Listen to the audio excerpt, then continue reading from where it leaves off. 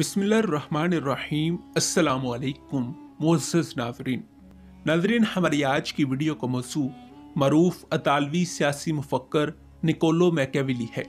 नाज़रीन, Niccolo Machiavelli अपने इस नज़रिए की वजह से खासा बदनाम हुआ कि हुक्मरानों को अपनी ताकत को बढ़ाने और इसे कायम रखने के लिए फ़रेबसाज़ी, मकारी और झूठ के साथ साथ ताकत का बेरहमी से इस्तेमाल करना चाहिए, जिसके बाद कई नाक़दीन ने इसे एक गैर मोहतात बदकुमाश करार देकर रद्द कर दिया। मगर वहीं एक ऐसा गिरोह भी था जिसने इसकी बयान करदा तलख सच्चाई को पसंद करते हुए ये मौक़िफ़ अख्तियार किया कि इसने दुनिया की हकीकत बयान करने की जुर्रत ही है। जिस सूरत में वो मौजूद है, ताहम मैकियावेली इन चंद मुसन्नफ़ीन में से एक है जिनकी तहरीरों को फ़िलासफ़र और सियासतदानों ने गौर और दिलचस्पी से पढ़ा। नाज़रीन, मैकियावेली 1469 ईस्वी में इटली के शहर फ्लोरेंस में पैदा हुआ। इसका बाप एक कामयाब वकील था और मुमताज़ घराने से ताल्लुक़ रखता था, लेकिन माली तौर पर वो ज़्यादा मुस्तहिकम नहीं था।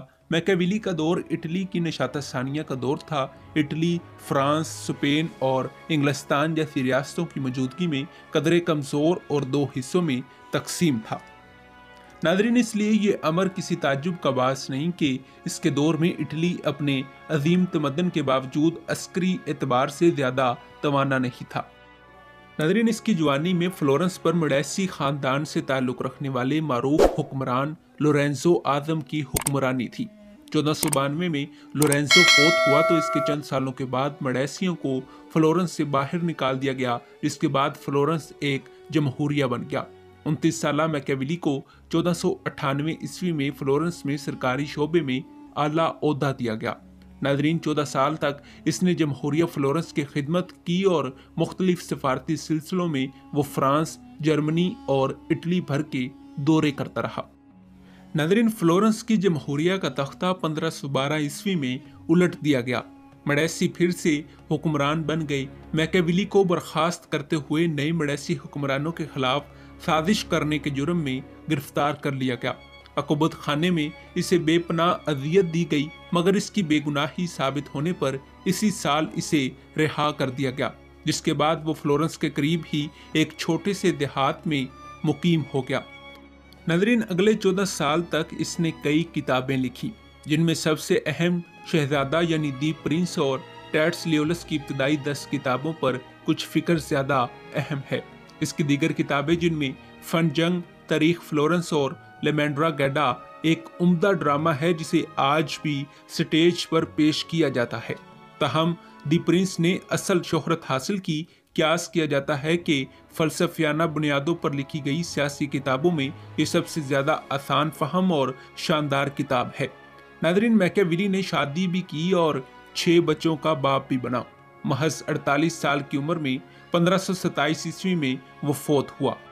नाज़रीन, दी प्रिंस को हम हुक्मरान रियासत के लिए बेहतरीन और पहली अमली नसीहत पर मबनी किताब शुमार कर सकते हैं।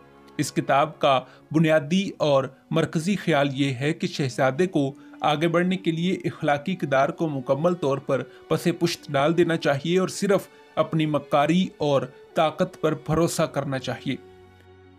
नाज़रीन, मैकियावेली ने नहायत पुरजोर अंदाज में एक फौजी ताकत वाली हुकूमत की ज़रूरत पर असरार किया है। इसने इसमें यहाँ तक लिखा है कि रियासत के अपने शहरियों की जबरी भर्ती से फौज ज़्यादा काबिल एतबार हो जाती है। जो रियासत खरीदी हुई फौज या दूसरी रियासतों की फौजी दस्तों पर इन्हिसार करती है, वो हमेशा कमज़ोर और ज़ेरे अताब रहती है। नाज़रीन, मैकियावेली शहजादे को नसीहत करते हुए कहता है कि वो आबादी से ताकत हासिल करने की कोशिश करे, वरना मुसीबत का सामना करने के लिए इसके पास कोई सहारा नहीं होगा।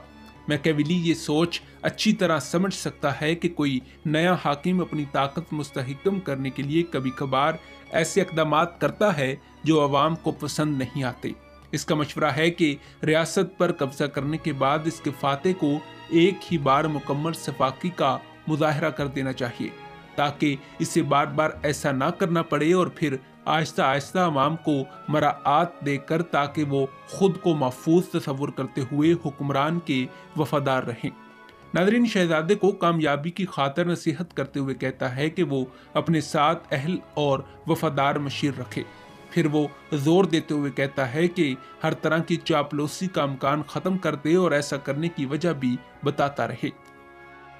ناظرین، تاریخی حقائق کے مطابق آج تک کچھ ہی سیاسی فلسفر ہیں جن کو اس طرح بے دردی سے ٹھکرا دیا گیا ہوگا جس طرح میکیاویلی کے ساتھ ہوا۔ کئی عرصے تک اسے شیطان کی سوچ قرار دے کر لعنت و ملامت کی گئی، یہاں تک کہ اس کا نام مکاری، فریب اور منافقت کا مترادف لفظ بن گیا۔ کسی بھی انسان کو اس کی حرکتوں کی وجہ سے تنقید کا نشانہ بنانا ہوتا تو اسے میکیاویلی سے تشبیہ دی جاتی تھی۔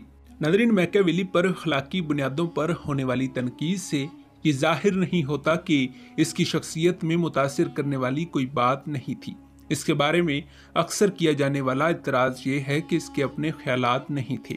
ان اعتراضات میں کچھ سچائی بھی ہے، کیونکہ میکیاویلی نے کئی بار لکھا کہ اس نے کوئی نئی حکمت عملی تجویز نہیں کی، بلکہ صرف ان طریقوں پر روشنی ڈالتے ہوئے اس کی نشاندہی کی جس کو کئی کامیاب شہزادوں نے کامیابی کے ساتھ استعمال کیا تھا۔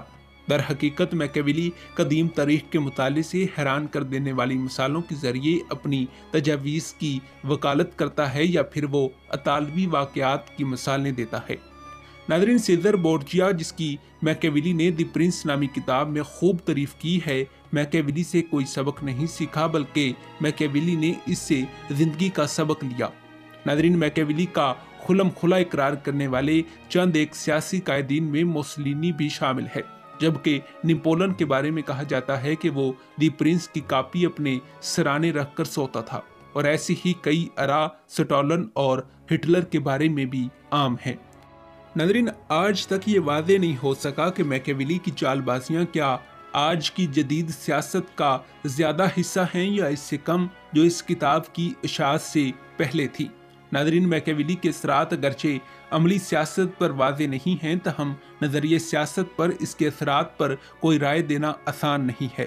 دوسری طرف ہمیں افلاطون اور سینٹ اگسٹائن جیسے قدیم فلاسفر اخلاقیات اور آسمانی الہامی کتابوں کو باہم مدغم کرتے نظر آتے ہیں، تو وہیں میکیاویلی ان اولین مفکرین میں سے ایک ہیں جس نے تاریخ اور سیاست کو خالص انسانی رویوں اور معنوں میں بیان کیا، اور اس حوالے سے اس نے اخلاقی تقاضوں کو بھی خاطر خواہ اہمیت نہیں دی۔ ناظرین، وہ لکھتا ہے کہ اہم سوال یہ نہیں ہونا چاہیے کہ لوگوں کا رویہ کیا ہے، بلکہ یہ بھی نہیں ہونا چاہیے کہ اس وقت ان کا رویہ کیا ہے، اور نہ ہی یہ کہ در حقیقت انسان کس طرح طاقت حاصل کر سکتا ہے۔ ناظرین، ماضی کے مقابلے میں آج کی جدید سیاسی تعلیم اور مباحثے میں سیاسی نظریات کو پہلے سے زیادہ حقیقت پسندانہ انداز میں زیر بحث لایا جاتا ہے۔ یہ بات میکیاویلی سے شروع ہوئی، اس سے پہلے اس کا وجود نہیں ملتا، اس لیے یہ کہنے میں کوئی امر نہیں کہ بلا شبہ وہ جدید سیاسی فکر کے اماموں میں سے ایک ہے۔ جی ہاں، یہی تھا نکولو میکیاویلی۔ ناظرین، امید ہے کہ آپ کو یہ تحقیقی اور تاریخی ویڈیو پسند آئی ہوگی۔ ملتے ہیں ایک ایسی ہی نئی ویڈیو کے ساتھ، تب تک دیجیے اجازت۔ خدا حافظ۔